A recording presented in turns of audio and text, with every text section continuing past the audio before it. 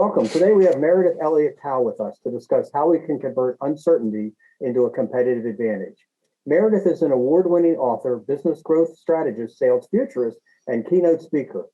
Recently, Meridith was named one of the top 15 business growth experts to watch. Her most recent book, Thrive, Turning Uncertainty into Your Competitive Advantage. Meridith, welcome and thank you for being here today.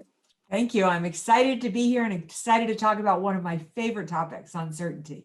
Yeah. Okay, let's jump into it. As you say, you've been focusing on uncertainty for a number of years now. What is it about uncertainty that gets in the way of credit unions accomplishing their goals? Well, I think it not only gets in the way of credit unions, but it gets in the way of any business or organization looking to grow. We just don't like uncertainty. The research shows that you would rather I sit here and tell you all the bad things that are going to happen rather than to tell you I have no idea what is going to happen.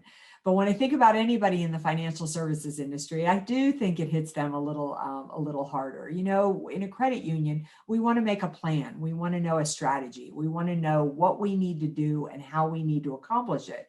And uncertainty just throws massive disruption into any plan that you create. I mean, it's hard to try to grow a business in an uncertain marketplace. It creates fear, not only with leadership, but also with employees, with members.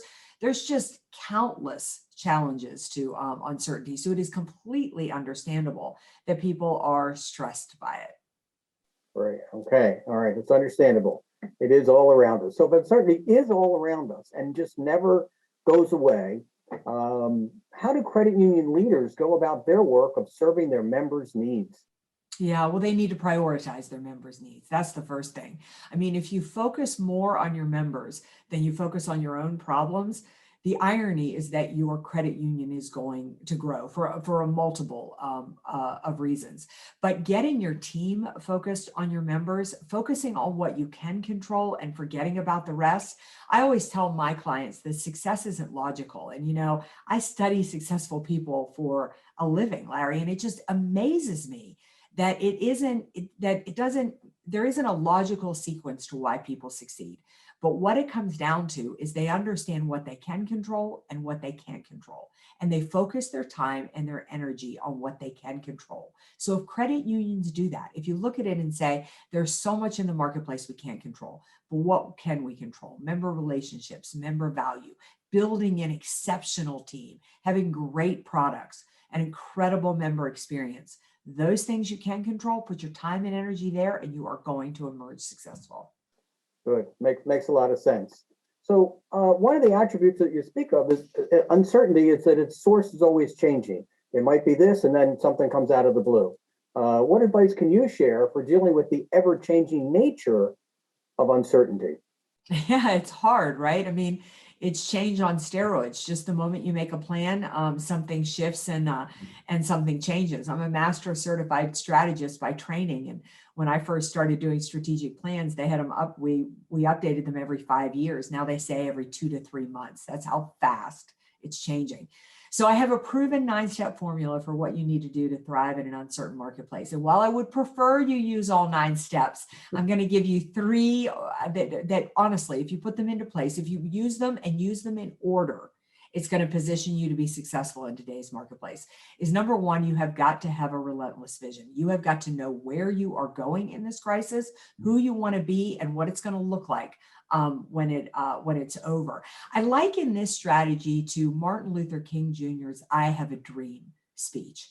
In the middle of an uncertain marketplace, you think about those people were fighting for civil rights, something they didn't know they could even achieve. And it was a tough battle. They became exhausted. They wanted to give up. Some of the challenges were just too big. It's exactly the types of challenges people face in an uncertain marketplace. But in that speech, he articulated the future, what it would look like. And it gave people hope. It gave them inspiration. It helped them see what they were fighting for. You have to do that in your credit union. You can't do a vision and put it on the wall and forget about it. You need to begin every meeting reminding your team members what they're doing and why it's important. You got to do it at every lunch break. You got to do it before they close at the end of the day. Keep people rallied around that. Then you can't be all Pollyanna. You've got to deal with the change. I mean, your best chance of thriving in an uncertain marketplace is to begin to predict the future. You can't wait for change to happen. It'll bury you. But if you predict change, it can be your greatest opportunity. And we use a tool called a skeptic. I tell my clients, all the credit unions I work with, gather your team together, your leadership team, every 30 days, and just talk about the changes you see happening with society, competition, economics, politics, technology, industry, and members. If you do that, first of all, your team's going to get comfortable with change. The second is they're going to start to anticipate the changes coming in the marketplace. And when you anticipate the changes in the marketplace, you control change rather than change controlling you. And the last, again, focus on your members. You need to understand the problems and the challenges they're facing now. When you figure out how to solve those problems and challenges, you're going to have exactly the strategy you need to emerge successful from the crisis. Great, great. Well, thank you, Meredith.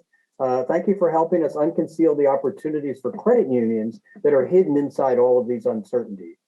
And while there's so much we don't know, we can obviously use your key points to be in action and move forward. Thank you. It was great to be here and love the discussion. Good. Okay. Well, in closing, thank you for joining us today. If you have additional questions for Meredith, please see the links in her bio.